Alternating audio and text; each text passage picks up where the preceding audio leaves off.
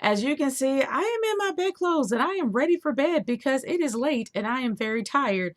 And Survivor Series ended hours ago, but instead of going back to the previous format by having a countdown on which match was better, it doesn't make any sense to do that because there was only one match to talk about that was actually the one match of the night. That was the match of the night.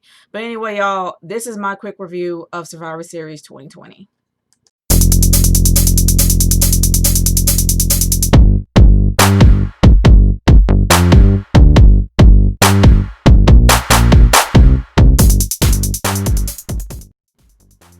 This was one below average pay-per-view.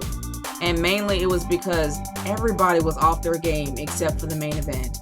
I don't know why every single match, everyone was off their step. Like, there were so many botches, people missing steps, people missing, there was so many people missing stuff. Like, people missing moves, people missing spots, people botching. Nearly every match was unpolished. And I'm just like, what's happening here? Now, usually I am not a person that's so much into botches because I know that's human error. That happens. But this happened too often in all the matches. Good grief, the women kind of being the worst offender, at least to me.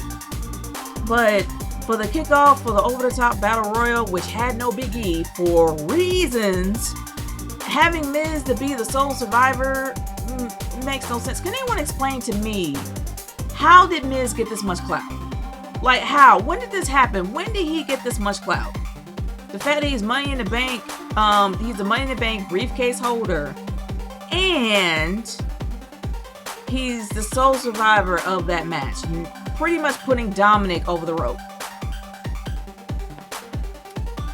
I can't explain. So if somebody knows, if I missed an episode, please explain to me. Leave in the comments below. But you also got the tag match. I'm going to give the tag match, the men's tag match, some love. They tried. They really tried. And it was slow. It wasn't fast. It's not the New Day match that I'm used to.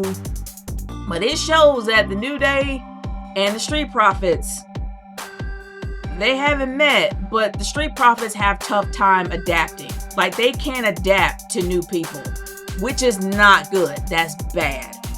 I mean, when it comes to Montez Ford is like doing all types of flying everywhere, doing all these random killer spots where he don't really need to do it. And y'all know how I feel about Street Profits. I'm going to do my best not to hate on them that much. But let's be honest. They honestly do not know how to adapt to new wrestlers. They don't know how to adapt to new opponents. And that showed. With the New Day, they were professional. They knew how to adapt. They didn't. It is obvious that the Street Profits had issues wrestling with the New Day. It was slow as molasses and it was clunky. And I will give this to Angelo Dawkins. He actually at first had a personality of an athlete reading a teleprompter. But he got better over time. His wrestling skills got better too. But Montez Ford was off his game as well. I don't know what happened and why, but he was not ready for a spot that Xavier Woods was about to do. He was supposed to be set up for that spot and he missed the spot and he hit himself in the back of the head. He was not ready. Neither was Angelo. None of them were.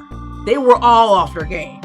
But the match itself, at least the New Day put them over and they did their best to try to, good job, try to hype them up and stuff. But they really need work on that, man. Seriously.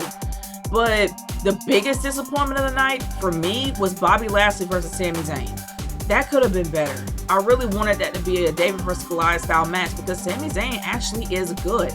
He is a good wrestler. He is a good endurance wrestler. He can go the distance. But in that match with Bobby, good grief, was that bad. Like, it was just, the Hurt Business came out looking clean as, they were just looking clean. And you thought they were just going to come out there, be polished and look great, and then just, he was going to clean his clock and go home. I wish it was a squash match. I really wish it was, compared to the dumpster fire it was. Now, in my humble opinion, it should have been better. Because I know that Sami is a good wrestler. He could have been better. Not only that, he's a great heel. He's a sneaky heel, conniving heel. Even better. But the fact that he was holding the IC belt, and the IC belt is one of my favorites, it should have been a lot more. But I don't know. Maybe it's because I have a bit of a bias towards the IC belt, but either or, that match was not that good. It could have been better, but it wasn't that good. The Survivor Series matches, oh boy.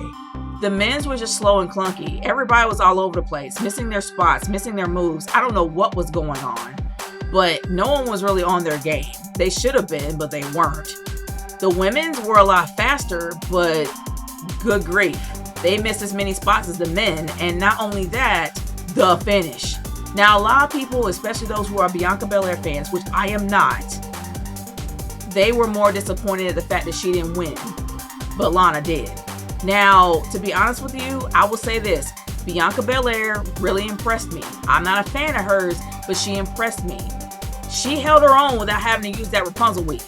And that's the only issue that I have with her. And every time she was in NXT, she would use that Rapunzel weave in order to get an edge. She didn't use it this time. But I also know she's not a powerhouse, and that wrestling style of hers, that powerhouse style, just doesn't fit her body frame. And I'm hoping that she honestly changes it up because she needs to. But despite all that, she was a fighter. I'll give her that. She was a fighter to the very end. And the fact that she was the third person impressed me greatly. I'm still not a fan, but she impressed me a lot. Now with Lana, that didn't impress me at all. The build definitely didn't impress me. The fact that she was put through a table for the past 9 weeks did not impress me or actually want me to back her up, because that's straight up abuse. At least it's to me. With Nia Jax putting her through the table for funsies and how everybody hates her for reasons makes no sense at all to me. It's not making me want to stand behind her. It's not making me want to root for her. You did a sad job with it. You did a very poor job with it. And the fact that she stood there like an obedient dog and did nothing else and then ended up winning, no, that was done poorly. That was booked poorly. That was a sad ending. No, it doesn't make me want to root for Lana. But other than that, that match wasn't that good. It wasn't that good at all. I'm not going to say it was trash, but it wasn't that good. It could have been better, but it wasn't.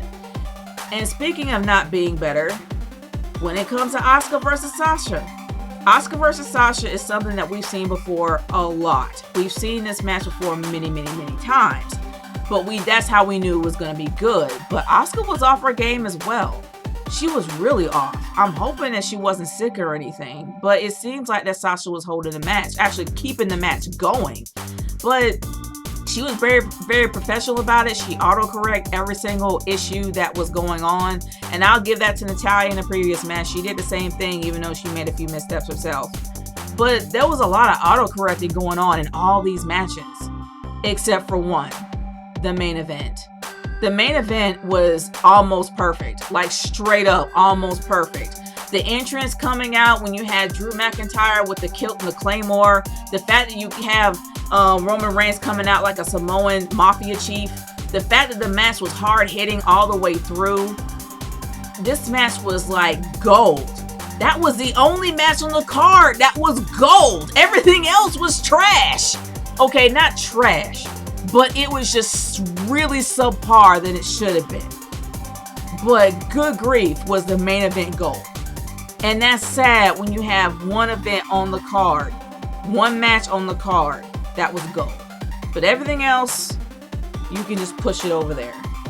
But the thing that I have an issue with in a small way is that they make such a big deal about Undertaker's 30th anniversary and his final farewell. I could care less about Undertaker's final farewell. Why? Because I've already seen his final farewell. When he beat Roman Reigns at WrestleMania, left his gear in the ring, kissed his wife and child, and took the elevator down where smoke came out and he was gone. There wasn't a dry eye in the house. Everybody felt the emotion there. And then he kept coming back, being in all these Saudi Arabia matches. We kept seeing him on our screens, kept making random appearances. He never retired. The moment is gone. All that's taken away. So where's the emotion?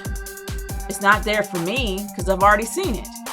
But I will never take away the fact that this guy had a legacy. This guy was an amazing wrestler. This guy is somebody worth remembering. I can't take that away from him.